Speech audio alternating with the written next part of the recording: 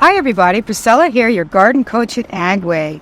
This is a wonderful time of year to assess the condition of our tools so they're ready for springtime. It's really important to have a sharp blade on all of your tools because when you do make a cut, you want it to be a clean cut, whether it's a tree, a shrub, or a perennial, because a ragged or improper cut is just an introduction for insects and disease.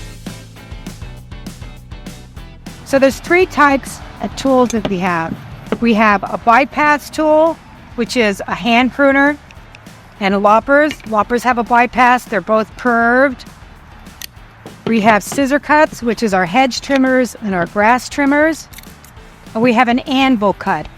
An anvil cut is a blade that goes into an anvil. It's sharp on both sides. So once we know what kind of blade we have, we know how to sharpen it. Your bypass is going to have one bevel that you're going to sharpen.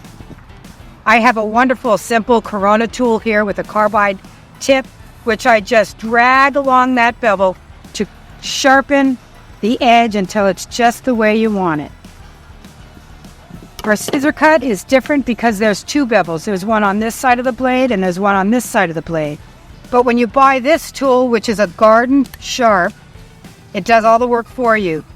So I'm just going to drag it down on either side and it's going to sharpen the bevel. And you'll see it sharpen and get shiny and you'll know where the bevel is.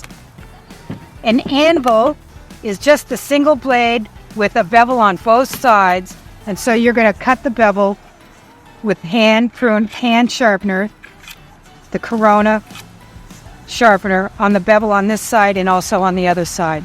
On my hedge shears or my trimmers, I like to at the end of the year clean all the sap and the rust that exists on my tools. You can take some parts off and open them wide and clean them really good.